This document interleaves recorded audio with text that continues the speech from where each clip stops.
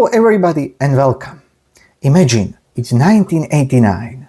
In Czechoslovakia, communism is collapsing, the borders are opening, and along with the new books, music and possibilities to travel, entirely new religious impulses are arriving. Among them, modern paganism. But the Czech story has its own specifics. During socialism, alternative spirituality had not a real chance to take a root.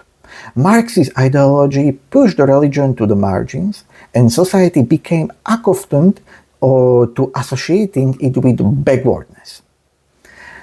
After 1989, after the Velvet Revolution, however, everything changed. Religious freedom, access to previously banned literature on religion and mythology, opening up to West, a new context, it all created conditions for pagan communities to start forming in Czech Republic.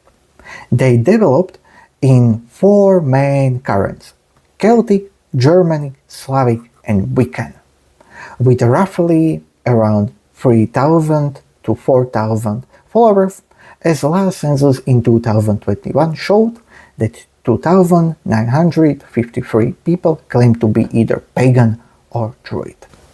First, let's talk about Celtic paganism. If you trace the roots of modern paganism in Czech Republic, you might expect them to lead back to a mist of ancient rituals. In reality, they point straight to 90s. As in early 90s, something unexpected happened. A culture of fever swept through country, so-called Celtomania. A wave of fascination with all things Celtic. It wasn't just about history books. It was music festivals, folk tradition, jewelry, even beer labels. Suddenly, Celtic notes were everywhere. Why, you ask? Religious studies scholar like Jan R suggests deeper cause, a quiet disillusionment with recent past. For decades, Czech identity had been anchored in socialist ideology, Hussite and pan-Slavic traditions. But after 1988, and especially after the breakup of Czechoslovakia in 1993, the Czech nation found itself asking, what does it mean to be Czech now? And into that vacuum stepped the Celts, the first historically recorded inhabitants of what is now Czech territory. Books claim Celtic roots for local places' name. Amateur historians spoke of genetic links between ancient Celts and modern Czechs. Unlike many historical identities, the Celtic image was clean, romantic, peaceful, not tied to bloody wars, but to music, craft, and seasonal celebrations. This rise of interest in everything Celtic was not just a Czech phenomenon. In 80s and 90s, the Celtic revival had gone global, from UK to Canada to United States, Australia, and beyond. Marion Bowman even coined the term cardiac Celts, people who felt and feel Celtic at heart regardless of their ancestry and ethnic identity. Out of this Celtomania grew a network of cultural association, Bratstvo Keltů, Spolek Luk, Keltoj, Boji, and many others. They hosted markets, reenactments, and above all, music festivals. Beltane, run by Bratstvo Keltů from 1995 to 2014, became legendary. Folk bands like Fascinace, one of the most beloved pagan bands in Czech Republic, played there year after year. For some Czechs, Beltane was their first state of pagan-inspired music. When Beltane ended in 2014, it wasn't just an end. It was more like generational pause. The torch passed to Lunasat festival in Nasavarky, home of reconstructed Celtic oppidum, complete with educational trails and lookout tower. Lunasat is now biggest summer Celtic event in country blending academic lectures, pagan rituals, workshops, and folk concerts. These festivals are more than entertainment. They are gateways, places where casual visitors can drift from curiosity about, let's say, Celtic music, Celtic culture, Celtic history, into deeper waters of modern Celtic paganism and Druidry.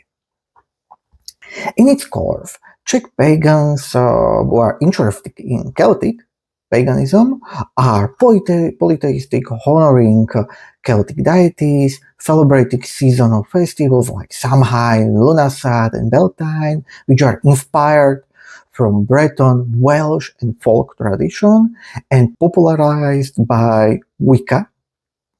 They believe in magic, and they have a strong emotional connection to nature, often linked with ecological activism or small-scale farming. In that sense, they are pretty similar to Celtic pagans from United Kingdom or from United States. Druidry in Czech lands is small but vibrant community or branch of Celtic paganism. Some gather under the umbrella of Czech Pagan Society, which is pan-pagan organization known as in Czech as Česká pohanská společnost, which goal is to popularize among general public paganism in form of concerts, public lectures, and so on.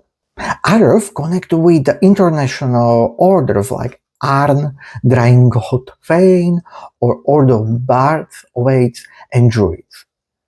The largest active homegrown Druidry group, simply called Druidská skupina, Druidry group, supports spiritual growth through study, seasonal rituals, and public talks, often can be found at Lughnasadh summer festival. Second, let's talk the story how Germanic modern paganism became popular in Czech Republic. The first chapter takes us to early 90s, when part of skinhead and black metal scene was looking beyond politics as their ideological pillar. They found it in the midst of North. In the music, black metal music, the frostbitten landscape of Norway and the roar of guitar blended with Odin wisdom and Loki chaos, and from there, the first Czech Ásatrú roots took hold. The second chapter is almost the opposite. Imagine a liberal, inclusive North paganism shaped in USA, woven together with the strengths of feminist modern paganism. That's Trot, and it reached Czech Republic through one of the very few Ásatrú books ever translated into Czech. This one, written by Diana Paxson, one of the Trot key voices. And the third chapter, pure pop culture. Hit TV shows like Vikings, Marvel's Thor, epic metal albums by Amon Amarth, video games dripping with Norse aesthetics like Skyrim. All this became a gateway to Norse sagas. Unlike the Slavic or Celtic pagans, Norse followers in Czech Republic are blessed with sources. The Poetic Edda, available in Czech translation. Proveda, right there in one of the bookshelves. Plus shelves of academic studies, esoteric guides, and popular literaries. No desperate guessing about what our ancestors might have done. Instead, debates about which version of Odin wisdom rings truest. The first real hub of Czech Ásatrú formed around the web enzyme Thorhammer and the group Nordic Satanic Ásatrú according to the study of Anna Marie Dostálová. By the year 2000, number of kindred united into Heathen Hearts from Bojohemum, a pan-Germanic federation that even included small Slovak group. Their magazine, Sauvilo, mixed translated work from American figures like Stephen McNallen with ritual guides, book reviews, and articles written by local authors. Another very important group associated with Germanic paganism is wolf cult, in Czech known as Vlčí cult, a fierce primitivist pagan group dedicated to mythic wolf Fenrir. Since 1998, they blended Northern myth with magic, exclusive with tribalism and ecological primitivism, and they are active today. Czech Republic is also one of the very few countries which has his branch of Run Guild, founded by Edred Thorson. Led by Rigmortis Štefo, who is one of the main local authorities on rune magic since 2014, Czech branch of Run Guild is organizing lectures, workshops, and schools on rune magic for people interested in basics of rune magic. Now, let's be honest, Ásatrú in Czech Republic has had its share of far-right connections. But over the years, the movement has drawn in many people far outside of circles, most notably from people who were interested in Viking subculture, and they are now form the majority. Still, the proportion of conservatives is higher than in Celtic or Slavic branches, a situation very similar like in United States. Religiously, Czech Ásatrú share a DNA of other reconstructionist paganism. It's polytheistic, it celebrates seasonal festivals, they have deep nature reverence, and they have an interest in magic crafting, especially runes. But culturally, it's more exclusive, more tightly knit, less focused on big public festivals. For example, there is no equivalent of Beltane or Lunasat festival for Germanic pagan culture, and they are deeply in love with black metal. Slavic modern paganism, known locally as rodná víra, native faith, is an ethnic neo-pagan current focused on reviving the Christian Slavic worldview. In Czech context, that means drawing from ancient Slavic culture as well as a Czech and Moravian folklore. But here's the catch. The historical record is thin, fragmentary, and often biased. That forces Czech reconstructionists to get creative. They use several techniques to fill the blanks, from dechristianization of folk days and customs to resacralization of traditional seasonal celebration. The result is a living spiritual system that feels ancient but is actually carefully created modern revival. The roots of Czech native faith movements go back to mid-90s, when two early Slavic groups, Rod Mokoš and Rod Svantovit, merged in 2000 to form Rodná víra, native faith in English. They registered officially as a civic organization in 2001 and remain active today. Rodná víra emphasizes historical authenticity and grounded reconstructionist approach.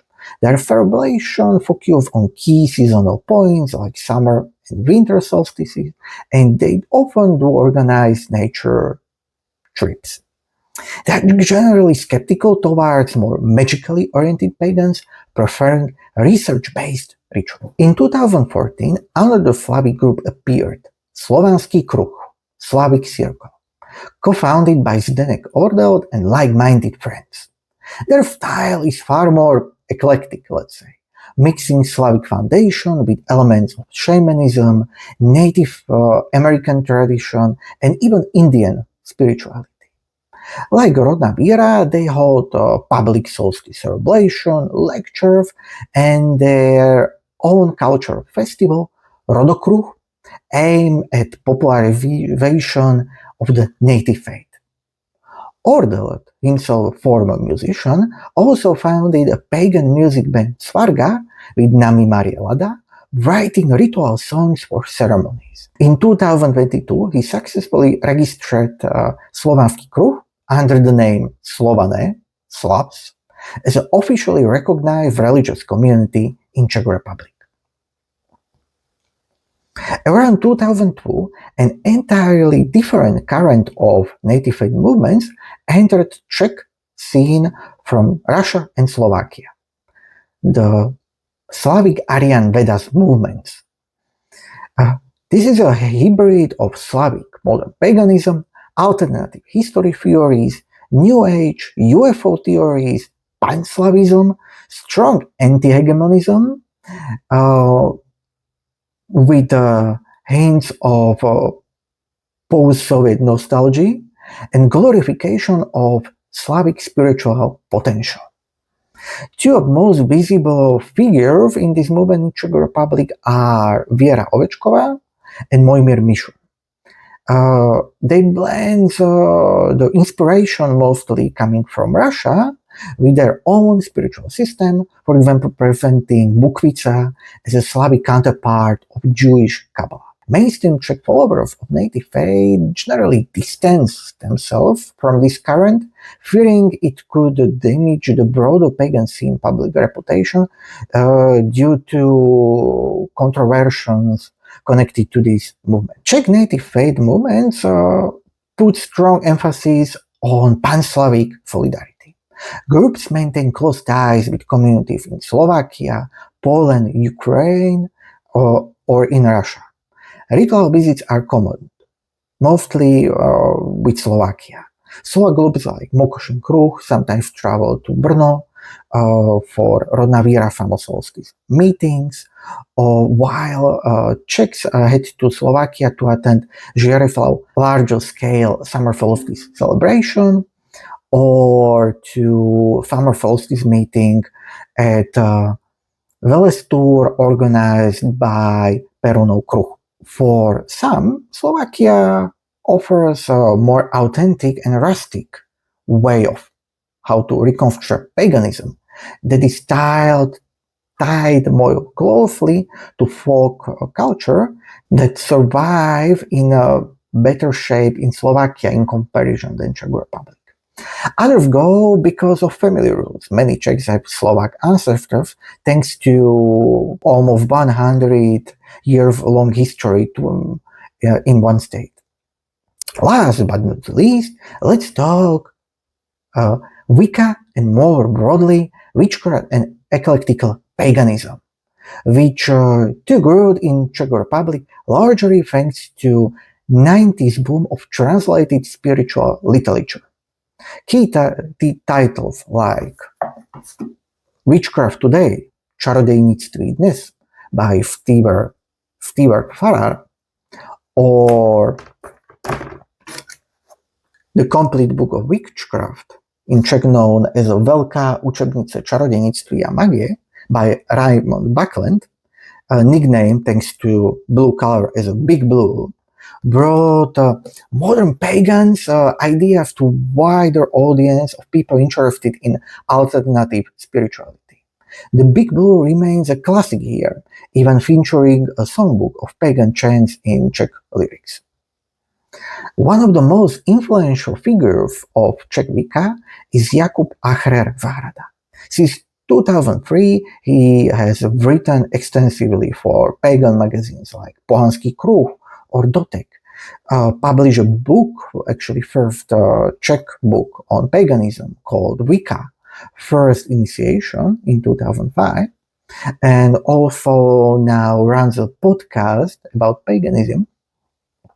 And he also helped launch annual BMWC gatherings in 2004. Those meetings can be described as gatherings of people who are interested in paganism and alternative spirituality, and for a week they are witnessing lectures about paganism, they are doing magical exercises, and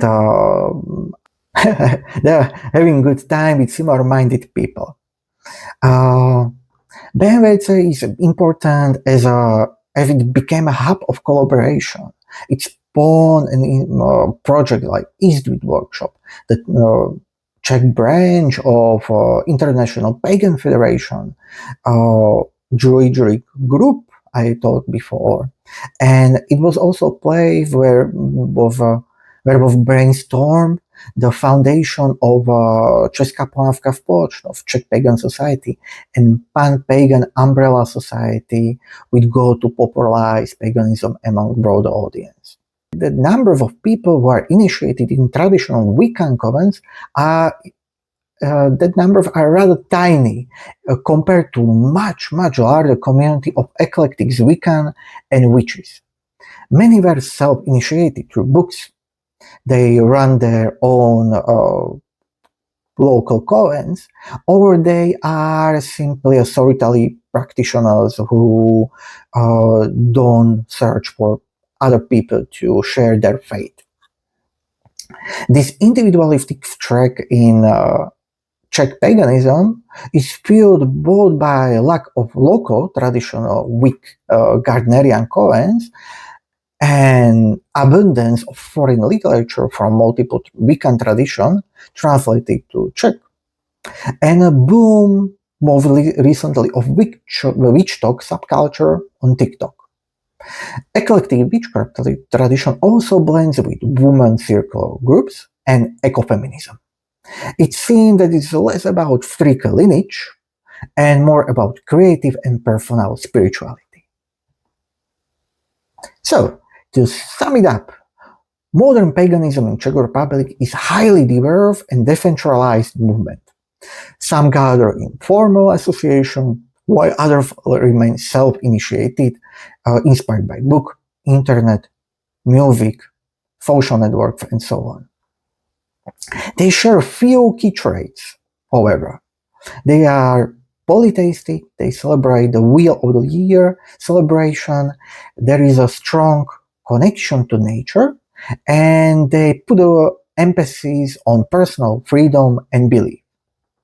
And while the census numbers speak of only few thousand people, the real cultural impact of paganism is much greater, from festivals like Beltane and Lunasak to pagan music scenes and bands like Asonance, Tomáš Kočko, to popular TV shows like Vikings. People who are touched by pagan culture, the number is surprisingly high. And that's all for today. Thank you very much for watching. You probably already know the drill. Like, subscribe, and share, and consider supporting my channel on Patreon. Take care and see you on the next one. Bye!